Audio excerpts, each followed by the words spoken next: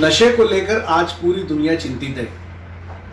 पूरी दुनिया में हर फोरम पे ये बात हो रही है कि नशे से मुक्ति कैसे दिलाई जाए। नमस्कार, मैं हूं मुस्तफ़ा हुसैन और मेरे साथ कैमरे के पीछे है मेरे सहयोगी नवीन पाटीदार। और इस समय हमारे साथ एक ऐसी शख्सियत मौजूद है जिसने मध्य प्रदेश में नशे को योग से मुक्त करने का अभियान छेड़ा है, बीड़ा उठाया है। ये अपने आप में ख़ास बात है। जिस व्यक्ति ने पूरी दुनिया में सबसे पहले ये कहा कि नशे से मुक्ति अगर किसी चीज़ से हो सकती है तो वो है योग। ऐसी ही शख्सियत है वेद प्रकाश शर्मा, पूर्व IPS अफसर। आइए उनसे बात करते हैं कि ये कंसेप्ट उनके ध्यान में कैसे आया और कैसे इस अभियान को लेके वो पिछले कई सालों से काम कर रहे हैं। शर्मा जी, स्वागत है आपका। आप वो शख्सियत है जिसने सबसे पहले ये कहा कि नशे से छुटकारा योग से ही मिल सकता है। ये ख्याल आपके सबसे पहले कैसे आया? वर्ष 2006 में मैं पुलिस अधीक्षक होशंगाबाद के पद पर पदस्थ था। वहाँ जब मैंने ज्वाइन किया, 15 दिन के भीतर एक जैन मंदिर में चोरी हो गई, मूर्तियों में चोरी हुई। तो 24 घंटे के अंदर चोर पकड़े गए। तो मैंने कहा भाई मैं उनसे बात करूँगा जो चोर हैं, क्यों उन्हें ऐसी हरकत की।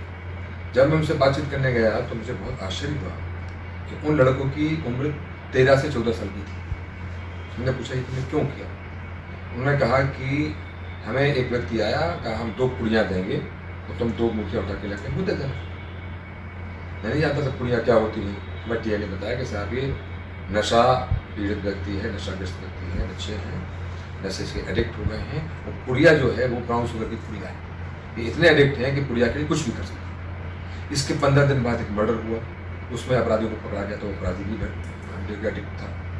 तब मेरे मन में आया, मेरा पिछला 25-30 वर्ष से मैं योग के क्षेत्र में काम कर रहा हूँ और मुझे ऐसा लगता है कि योग से मनुष्य का पूरा कायाकल्प हो जाता है, उसकी मानसिक अवस्था बदल जाती है। और अपराध मानसिक रोग है, नशा मानसिक रोग है। तो मैंने कहा कि जो जिससे अपराध हो रहा है वो नशा है, और नशा को जिसे छुड़ा जा सकता है वो योग हो सकता है। तो पहली बार मैंने ये अपने पुलिस महानिरीक्षक थे, उनसे विजय बातें, उनसे हमने कहा कि सर मैं एक प्रयोग करना चाहता हूँ इंडस्ट्रियल योग पर योग से। उन्होंने कहा कि देख लो ये संभव है क्या, किसी ने किया? किसी ने नहीं किया। मगर मुझे ऐसा विश्वास है कि योग से ही संभव है। हमने वहाँ करीब 50 लोगों को चयन करके काउंसलिंग करके रखा। 1 माह का उनका शिविर चलाया, आवासीय शिविर चलाया और इतने सुखद परिणाम आए कि लोगों की मांग होने लगी साहब अगले महीने दूसरा लगाइए। अब मुझे अपनी नौकरी भी करना थी, दूसरे काम भी थे, मुझे जल्दी नहीं हुआ। फिर मैंने वहाँ अपनी तरह की 2 शिविर लगाए। तो ये प्रयोग इतना सफल रहा और ऐसा भी मैंने देखा कि इससे न केवल नशा मुक्ति होती, लोगों की अपराधों की तरफ से भी उनकी निवृत्ति हो जाती है। तो नशा अपराध की मुख्य जड़ है। जितने जघन्य अपराध होते हैं वो नशे के कारण होते हैं। तो उसके बाद फिर मुझे भी नशा छुड़ाने का नशा लग गया और सौभाग्य रहा मेरा कि मैं उसके बाद नीमच आया। नीमच में मैंने 2 शिविर किए, रतलाम गया, वहाँ शिविर किए। जहाँ जहाँ मेरी पदस्थापना SP ग्रुप में, DIG ग्रुप में, IG ग्रुप में हुई, वहाँ मैंने योग से नशा मुक्ति शिविर किए और पूरे शिविर जो है जलसे से हुए और इसमें 80% तक हमको सफलता प्राप्त हुई। अब तक कितने लोगों को आप नशा मुक्त कर चुके हैं? अगर शिविर की बात की जाए कि शिविर में रहकर तो लगभग 500 से ऊपर लोग हैं जिनको नशा मुक्त किया है, उनका रिकॉर्ड है। लेकिन वैसे अपन बात करें शिविर लगा के, सामान्य शिविर लगा के, तो ऐसे सैकड़ों लोग हैं जो कि शिविरों से प्रभावित होकर या सेमिनार से प्रभावित होकर उन्होंने छोटे मोटे नशे छोड़े। अच्छा, नशे की अगर बात करें तो क्या मानते हैं आप ये कितनी समाज के लिए कितनी घातक है ये? और आप जो अभियान नशे के खिलाफ छेड़ते हैं उसमें प्रमुख रूप से किन नशों को लेकर आप बात करते हैं? जब मैंने नशा मुक्त के क्षेत्र में काम प्रारंभ किया तो मैंने इसमें खोज की कि ये बला आई कहाँ से। तो पता चला कि एक अंतर्राष्ट्रीय नेटवर्क है। नशा एक वैश्विक समस्या है जिसमें उस जमाने में जब मैंने 2006 में किया, मैंने इसमें पुस्तक भी ली है योग से नशा मुक्ति। तो उस जमाने में उस समय पर पूरी दुनिया में 500 बिलियन डॉलर इन्वेस्ट थे इलीगल ट्रैफिकिंग इन ड्रग्स। इतनी बड़ी राशि इसमें लगी थी। वो इनका बहुत बड़ा नेटवर्क है। इनमें एक डायमंड क्रेसेंट है जो 300-200 को 400 मिल के बना के उनमें से इनका स्मगलिंग होती है। अफगान में जो ओपियम पैदा होती है वो किस किस रास्ते से यूरोप और अमेरिका जाती है, वहाँ ड्रग्स में संतुलित करके उसको भेजा जाता है। बहुत बड़ा नेटवर्क है। तो इससे हमारा देश भी अछूता नहीं है। अगर हम अपने देश की बात करें तो आप सबको पता हो पंजाब की क्या हालत है, हरियाणा की क्या हालत है। हमारे युवा बहुत तेजी से नशे को वो अभी कोई ऐसा कारगर केंद्र या साधन की स्थापना नहीं हुई है जिससे हम कह सकें कि भाई ये नशे मुक्ति का कारगर उपाय है। योग से नशा मुक्ति का बहुत कारगर साधन हो सकता है, बशर्ते उसको एक बहुत ही सिंसियरिटी से, बहुत समर्पण भाव से और कुशल लोगों के द्वारा किया जाए। आप मालवा में आपकी पदस्थापना रही, और मालवा और मेवाड़ की बात करें तो ये वो इलाका है जहाँ पे दुनिया में अफीम की सबसे ज़्यादा वैध खेती होती है। तो एक आईपीएस रहते हुए आप नशे के खिलाफ बड़े आपका सख्त रवैया हुआ करता था। मैंने खुद ने आपको बड़ा नज़दीक से आपकी पुलिसिंग देखी है। तो क्या मानते हैं कि जो अफीम की खेती है इसको लेके क्या सोचना है आपका, कि क्या इसकी ज़रूरत है कि ये समाज के लिए मुश्किल पैदा कर रही है? देखो, भारत एक कल्याणकारी राज्य है। वो कल्याणकारी राज्य बिजनेस नहीं करता, उसको लाभ हानि, उसका लाभ जनता के लाभ में है।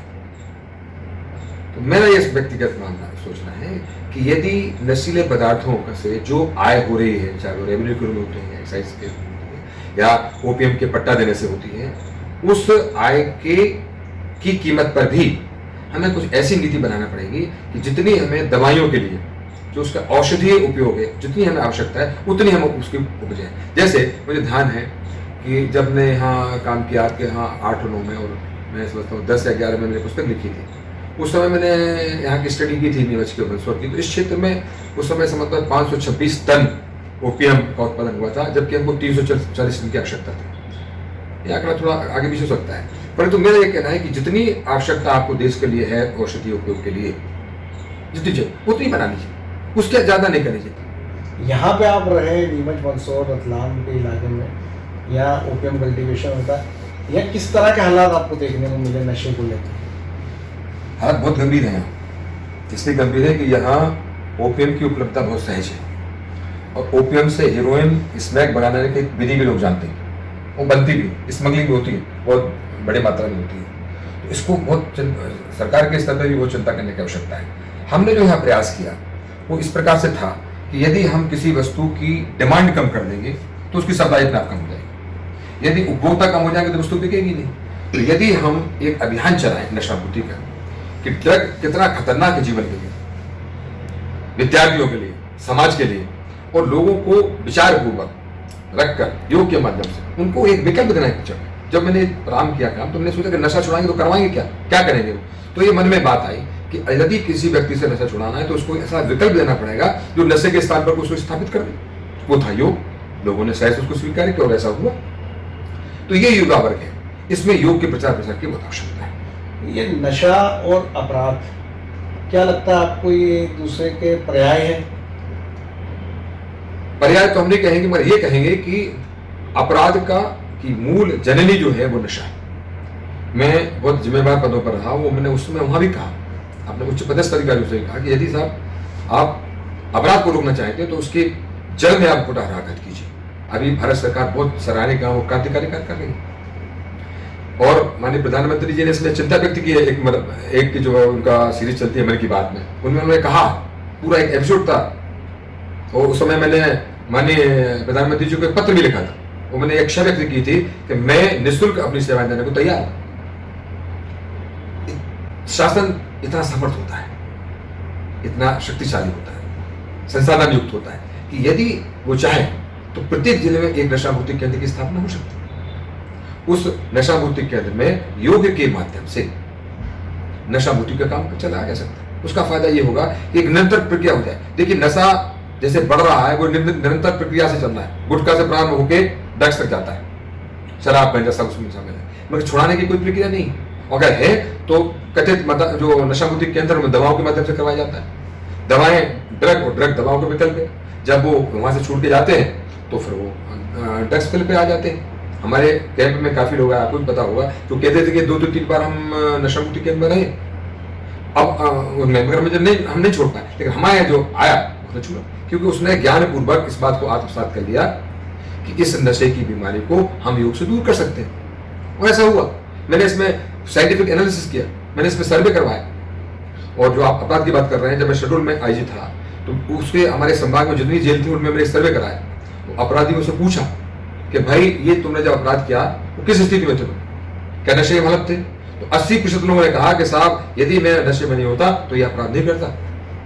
उसमें 45% मर्डर और रेप के जघन्य ऑफेंसेस थे। आप बताइए क्या स्थिति है? तो क्या रोका नहीं जा सकता? रोका जा सकता है। इसमें हमें एक बहुत ही दृढ़ संकल्प की आवश्यकता है और ईमानदारी से प्रयास करने की आवश्यकता है। आपने एक जो ये कंसेप्ट आप लाए नशे से मुक्ति जो योग के द्वारा, ये अपने आप में एक बड़ी बात है, अनोखी बात है। तो क्या आप सरकारों से क्या उम्मीद करते हैं इसको लेके कि आपकी बात को किस तरह आगे बढ़ाया जा सकता है? मैं तो राज्य सरकार और केंद्र सरकार दोनों से प्रार्थना करना चाहता हूँ कि यदि वो अपना सही दायित्व का निर्वहन करना चाहते हैं समाज के प्रति, अपनी प्रजा के प्रति, तो उनको नशा मुक्ति का काम अपने हाथ में लेना चाहिए। और उसको सरकारी तंत्र के माहिर नहीं करना चाहिए, उसमें सामाजिक संगठनों को जोड़ना चाहिए।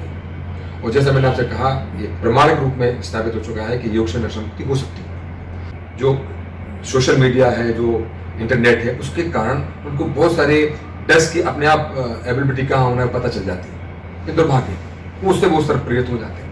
तो इनको हमें अपने संस्कारवार करना होगा और एक ऐसा वातावरण बनाना पड़ेगा। जैसे आप जानते हो कि अभी मैं छोटा सा प्रयास कर रहा हूँ अपने दिन में सरदलाब में कि यहाँ के स्कूल कॉलेजेस में जाकर समिति का गठन किया हुआ समिति हुआ है, संवाद समिति के। हमारी समिति के लोग जाएंगे, बच्चों से संवाद करेंगे, उनसे बात करें। हम ये नहीं कहते कि हमको कोई बीड़ा उठाएगा, हम तो ये कहते हैं कि विकल्प बताएंगे। एक है विकल्प नशे का, अपराध का, उसकी परिणति कहाँ होती है आप देख लीजिए। और एक है योग का, सच्चरित्रता का, पढ़ाई लिखाई का। आप चुनिए क्या चुनना है। एक लोगों को पता नहीं है, अवेयरनेस नहीं है। एक आखिरी बात आपसे हो जाने की कि आप एक दशक से ज़्यादा हो गया आप नशे के खिलाफ जंग लड़ रहे हैं लंबी, और ये भी सबको पता है कि जो लोग नशे की दुनिया से ताल्लुक़ रखते हैं, चाहे वो राष्ट्रीय स्तर पे, अंतर्राष्ट्रीय स्तर पे, और ख़ास तौर पर ड्रग्स और अफीम जैसे जो नशा है, वो बेहद ताकतवर लोग होते हैं। और आप जिस तरह से एड्रेस करते हैं कॉलेजेस में स्टूडेंट को, यूथ को, और नशे के ख़िलाफ़ आप बोलते हैं, तो आपको लगता नहीं है कि आपकी जान को ख़तरा हो सकता है इस पूरे मामले को लेकर? नैनम छिदंती शस्त्राणि नैनम नहति पावक। कौन मार सकता है? जब तक परमात्मा की कृपा है, उसका इच्छा है, तब तक यह आत्मा शरीर में रहेगी। और यदि कोई मारने को उतारू हो ही जाए तो कौन रक्षा कर सकता है? कोई रक्षा कर सकता है? मैं परमात्मा की व्यवस्था में रहता हूँ, सत्य कहता हूँ और समाज के लिए सेवा का काम करना चाहता हूँ। मैं भगवान से प्रार्थना है कि सबको सद्बुद्धि दे, जो इस कारोबार में लगे हैं वो भी आत्मचिंतन करें कि वो समाज को बनाने में या बिगाड़ने में कितना कंट्रीब्यूशन कर रहे हैं, और उनको भी सद्बुद्धि प्राप्त हो, वो भी इस अभियान से जुड़े और वो भी नशा मुक्ति क्षेत्र में काम करें। धन्यवाद। ये थे पूर्व आईपीएस अफसर वेद प्रकाश शर्मा, जिनका साफ तौर पे कहना था कि वो परमात्मा में विश्वास रखते हैं। वो जो एक अभियान लेके चले हैं वो आखिरी सांस तक चलाते रहेंगे, और नशे के खिलाफ जो उनकी जंग है वो जारी रहेगी, और उसी सिलसिले में वे नीमच आए हुए हैं। मेरे सहयोगी नवीन पाटीदार के साथ मुस्तफ़ा हुसैन, नीमच।